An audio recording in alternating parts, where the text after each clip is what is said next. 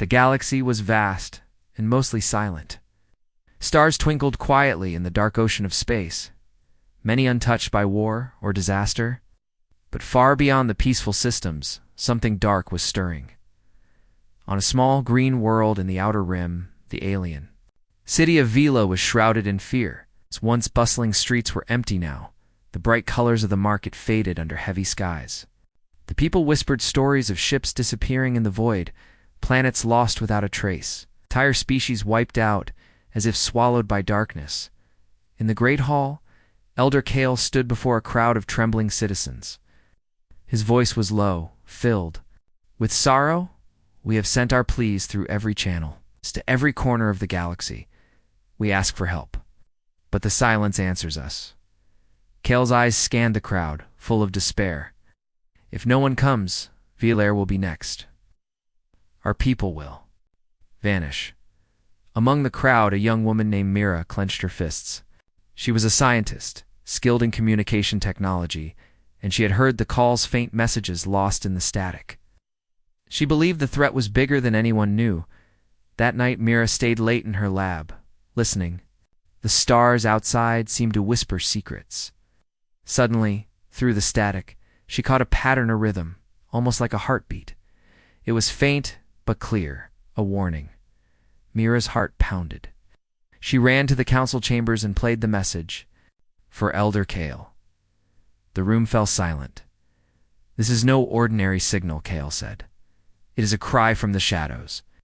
Meanwhile, far across the galaxy, on the planet Earth, in a secret military base deep underground, Colonel James Harper watched. The data on his screen? He was one of the few humans aware of the growing danger. Earth had remained neutral, focused on its own problems for too long. But now... The warnings were impossible to ignore, sir, a young officer said nervously. The VOR message is confirmed. Similar signals are being detected near our borders. Harper's jaw tightened. Prepare the fleet. Humanity must act. This is no longer someone else's war. Out in space, small scout ships raced toward the troubled systems. The galaxy was waking up to a silent threat, a force so deadly it left no survivors, no warnings, only destruction. But who or what was behind this darkness? Now stepping into a war that could end everything? As the stars blinked cold and distant, one thing was clear.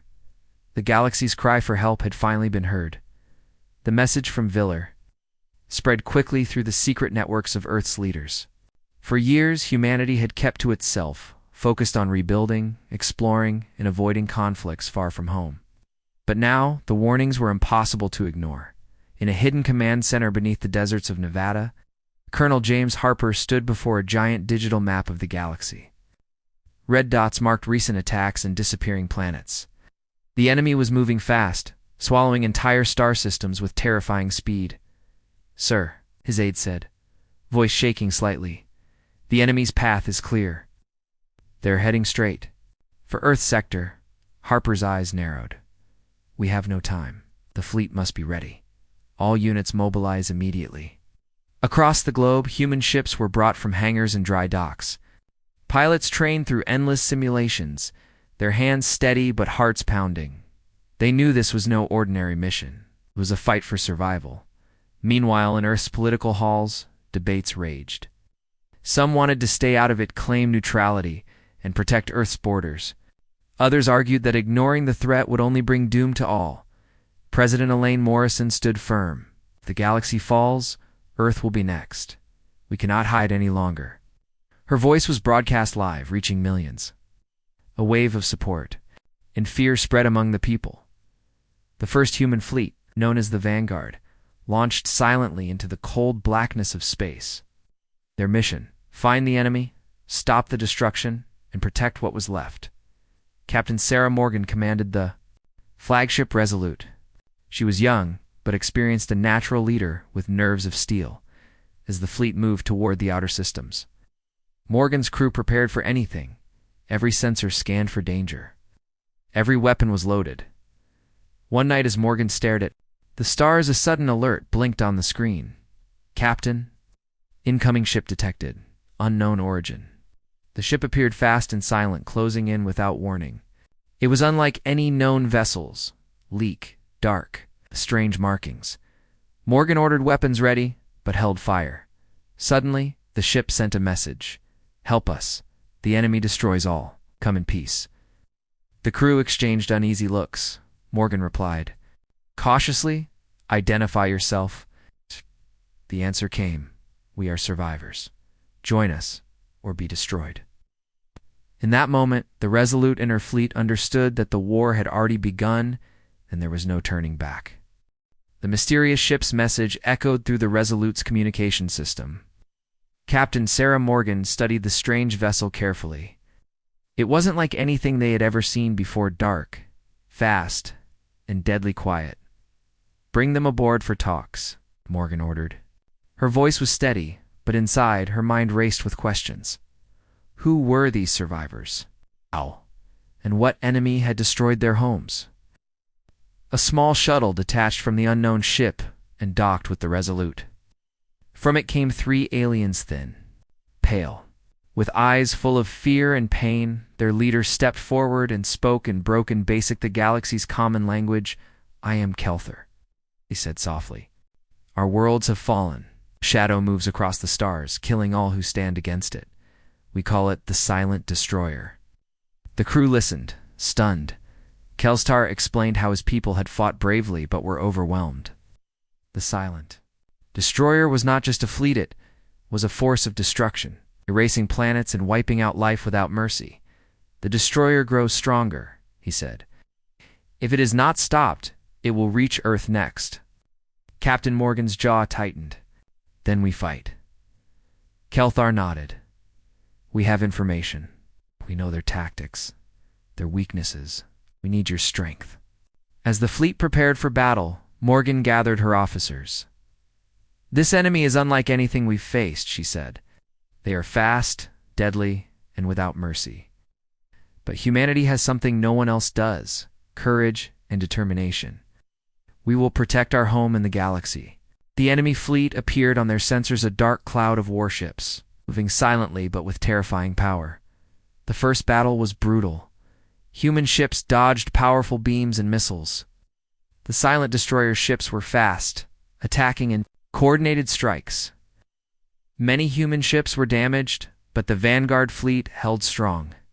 Captain Morgan led the charge. Her voice calm through the chaos. "Hold the line. Protect the survivors." In the heart of the fight, a young pilot named Alex raced his fighter through enemy fire. It's taking down ship after ship with skill and bravery. But the battle was only the beginning. Behind the destruction was a terrible secret. The Silent Destroyer was not just a force of war. It was something far more dangerous, something that could change the fate of the galaxy forever. The brutal battle left the Vanguard fleet shaken, but determined. Captain Morgan and her officers gathered in the Resolute's war room, faces tired, but eyes burning with resolve. "We can't hold like this," said Commander Lee, the fleet's strategist. "The enemy strikes fast and hard. We need to change our approach." Captain Morgan nodded. "Then it's time for total war. No more holding back. We fight with everything we have." Back on Earth, President Elaine Morrison addressed the world. "Our galaxy is under threat. We can no longer stay silent. Humanity must stand united in defense, not just for ourselves, but for all who suffer. Total war has been declared." Now the news sent waves of fear and hope across the planet. Factories worked day and night, building warships and weapons. Citizens trained, ready to join the fight. Meanwhile, secret projects hidden for decades were finally revealed, new weapons, powerful enough to change the course of battle. Among them was the Phoenix, a massive battle cruiser armed with experimental energy cannons. Captain Morgan was given command of the Phoenix, symbol of Earth's full commitment. But war is never simple. A spy moved silently through the ranks, someone feeding information to the enemy. Suspicion grew as unexplained failures and attacks increased. In the darkness of space, the enemy prepared their next strike. They knew humanity was awakening and they would not surrender. Captain Morgan stood on the bridge of the Phoenix, looking out at the stars. "We will fight. We will win. Or we will die trying." The battle for the galaxy was far from over, and the cost was only beginning to show. The war dragged on. Star systems burned, fleets clashed in endless space battles, and the cost of fighting weighed heavily on everyone. Yet amidst the chaos, hope began to shine. Captain Morgan and her crew aboard the Phoenix had scored a crucial victory. Using their new experimental weapons, they destroyed a major enemy base. It was the first real sign that the enemy could be beaten, but victory came at a high price. The Phoenix was damaged, many brave pilots lost, and the crew exhausted. Morgan stood silently in the command room, watching the stars through the thick battle window. "We won today," she said quietly, "but this war is far from over." Meanwhile, strange new allies appeared. Alien ships from distant systems, once neutral or too weak to fight, began joining forces with humanity. They had seen the courage of humans and believed in the fight. Among these allies was a species called the Orlan Stall, armored warriors with fierce loyalty. Their leader, Commander Varric, met with Morgan aboard the Phoenix. "We fight with you now," Varric said, his voice deep and steady. "Together, we are stronger." But even as alliances grew, dark shadows lurked. The secret weapon, developed in Earth's deepest labs, was nearing completion. Codenamed Project Dawn, it was a risky gambler, powerful weapon that could end the war or destroy everything. As preparations began, the spy in the ranks struck again. Sensitive information about Project Dawn leaked to the enemy. They launched a surprise attack, targeting the labs in the Phoenix's repair dock. Explosions rocked the base, alarms blared, and panic spread. Captain Morgan raced to the command center. "We have to stop them. Protect the weapon at all costs." Crew fought back fiercely, repelling enemy forces in a desperate battle. Amidst the chaos, Alex, the young pilot, flew into the enemy fleet, taking down ships and buying time for repairs. In the aftermath, Morgan knew one thing: the turning point had come. Humanity and its allies had the power to change the war, but only if they could survive the shadows within. The shock of the surprise attack left the Vanguard fleet on edge. Captain Morgan could feel the weight of the war crushing down on everyone, but the worst was yet to come. Inside the Phoenix, whispers of suspicion grew louder. Someone was betraying them, someone who knew their secrets, someone trusted. Captain Morgan called an emergency meeting. "We have a spy among us," she said. "Someone who wants to see us fall." The crew exchanged uneasy glances. No one knew who to trust. Meanwhile, the spy worked quickly. They sent the enemy the location of the fleet's main base and the details of Project Dawn, the weapon that could end the war. That night, under the cover of darkness, the enemy fleet launched a surprise assault on the base. Explosions ripped through the hangars. Ships were destroyed on the ground before they could take off. Alarm sirens blared. Smoke filled the air. Captain Morgan rushed to the bridge. "All hands prepare to repel boarders. Protect the base at all costs." The battle was fierce and desperate. Human and allied forces fought side by side, pushing back the enemy attackers in the chaos. Alex spotted a figure sneaking through the corridors, a crew member acting suspiciously. He followed quietly and caught the traitor red-handed, trying to sabotage the power core. Morgan confronted the traitor Commander Hayes, one of her trusted officers. Hayes smirked. "You don't understand. Humanity must fall for something new to rise." Morgan shook her head, furious. "Your betrayal will cost many lives. You're finished." Hayes was arrested, but the damage was done. The enemy's attack had weakened the base. Project Dawn's launch was delayed. Yet, despite the betrayal, the spirit of the fleet remained unbroken. Captain Morgan stood before her crew. "We've faced darkness from outside and inside, but we will not give up. The galaxy depends on us." The war raged on, and the final battles were still ahead. The time had come. The Vanguard fleet, now stronger and united with their alien allies, prepared for the biggest battle of the war, the final assault on the enemy's homeworld. Captain Morgan stood on the bridge of the Phoenix, eyes fixed on the distant planet. It was dark, cold, and surrounded by a thick field of enemy ships. "This is it," she said quietly. We fight not just for ourselves, but for every world lost, for every life destroyed. The fleet moved forward, weaving through enemy fire and debris. Fighters zoomed past, dodging laser blasts and missile strikes. The battle was fierce. Enemy ships attacked in waves, but the vanguard fought back with everything they had. Alex led. The fighters, dodging and weaving through enemy lines, taking down ships one after another. His skills saved many lives that day. As they neared the planet, the Phoenix unleashed its experimental weapons, powerful energy beams that tore through enemy defenses. Inside the enemy homeworld's command center, chaos erupted. Their leader, the Silent Destroyer's commander, realized defeat was near, but before they could surrender, the enemy triggered a doomsday device on ancient weapon hidden beneath the planet's surface. Designed to destroy everything in a massive explosion, Captain. Morgan learned of this last threat just in time. We need to stop that weapon, she ordered. A small team, including Alex and Commander Varric, was sent on a dangerous mission to disable the device. They raced against time, fighting off guards and dodging deadly traps. Finally, at the last second, they destroyed the doomsday weapon. The planet shook violently, but it did not explode.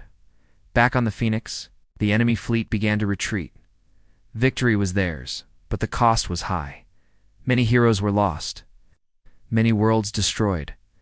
Captain Morgan looked out at the stars, knowing that war had ended, but the galaxy would never be the same. The silence after the battle was deep. The war was over, but its scars were everywhere.